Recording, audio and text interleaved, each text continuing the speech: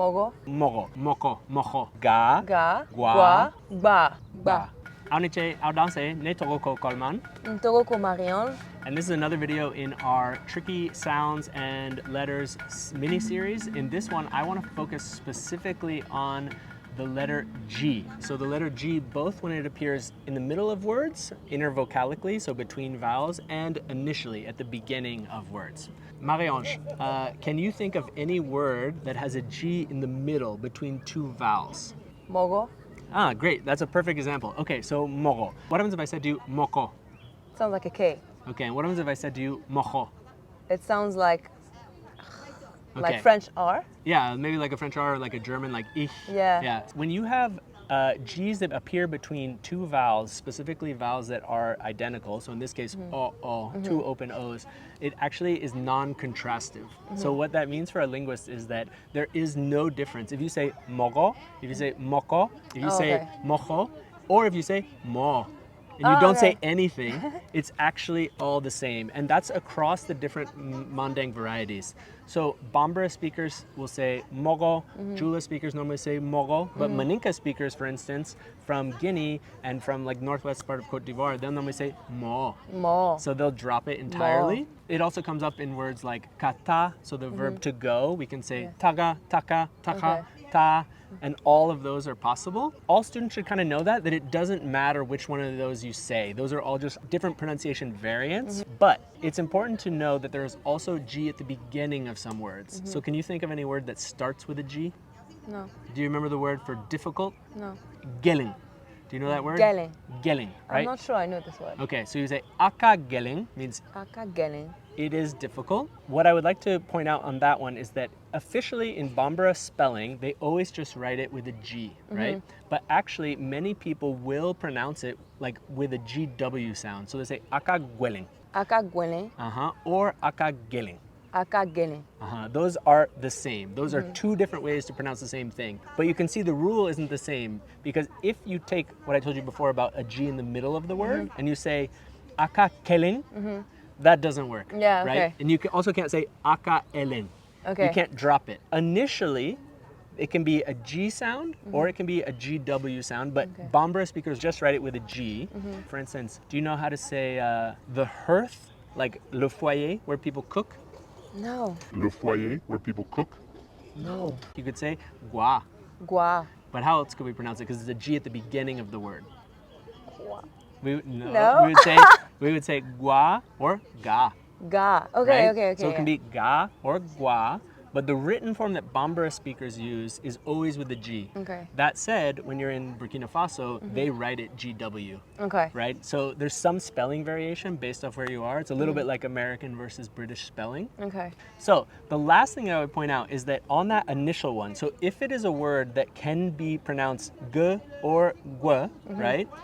You can also, especially if you are speaking Ivorian Jula or if you are speaking Maninka, they will actually pronounce it more like a GB sound. Okay. So instead of aka geling or aka gwelling, you would say Aka gwelling. aka gwelling. So this sound in particular is not really a Bambara sound. Bambara speakers actually can't do it. When I hear them say it, they normally will say a B sound. Okay. And they're like, why are Ivorians always saying buh, buh, buh, buh? We love the bus. Yeah, okay. In Burkina Faso, they write it GW, but you will run into people that pronounce it more like a GB sound. Can you describe it as an Ivoirian who kind of has already grown up hearing it and mastering it? Because I know it's present in a lot of Ivoirian I languages. feel like this sound is so hard for foreigners. Yeah. But it's basically like ga sound, so ga, like to give in English, ga, and ba. Ga, ba, ga, ba, ba, ba. Yeah, okay. I like the way that you kind of went back and forth until they got smushed together, because it's sometimes linguists call it a double occlusive. Occlusives refer to sounds like g, k, b. So they're ones that have like a release. And this is a double because we put two of them together. So when you say beling or when you say ba, you're actually doing a G and a B they release at the same time. What I normally say to people is to kind of focus on doing both. But the one thing you want to avoid is you do not want it to sound like a B. For instance, the word that we've been going over, what is the word to say cooking or hearth? Gua. Okay, what are the other ways to say it? We have ga, Ga. gua, Gua. And the Ivoirian one? Ba. Uh-huh. You don't want it to ever sound like ba. Ba. So, right, you want it to say ga, gua, or ba. So do you remember the word for difficult? Galen. Uh-huh. So what are the 3 ways that you could say it? Galen. Guelen. Belen. Uh-huh. Okay, and what don't you want it to sound like? Belen. Uh-huh. In Côte d'Ivoire, you'll hear everybody more or less saying belin, ba, and all these words that start with this kind of G sound, right? But you, if you can't do it, don't try and say B. Go with GW. Everyone will understand it. Yeah. You won't sound as local, but you won't sound like you're saying other words entirely. All right, so there's one thing that I need to point out, which is that when you have this initial sound, right? So we said that the G sound at the beginning, in Bambara, they read it G, but we can pronounce it in 3 ways. What are the 3 ways that we can pronounce it? G. Ga. Gua. Yeah? And ba. Uh-huh, okay, that sounds good. Okay, those 3. That said, there are a few exceptions, and that's why G has kind of got its own status. There are words like, for instance, the word garabu. Garabu. Do you know the word garabu?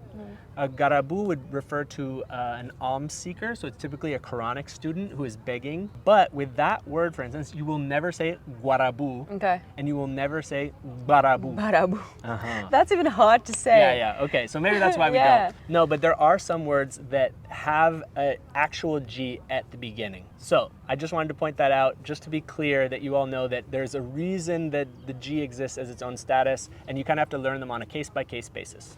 All right, so I think that covers everything we wanted to say about G sounds that you can find in Bambara, Jula, and Maninka. If you like this video, please give us a thumbs up. If you have any questions for me or Marie-Ange, you can write them in the comments. If you really like this video, you can think about becoming a patron. And otherwise, Aniche, Aukambe.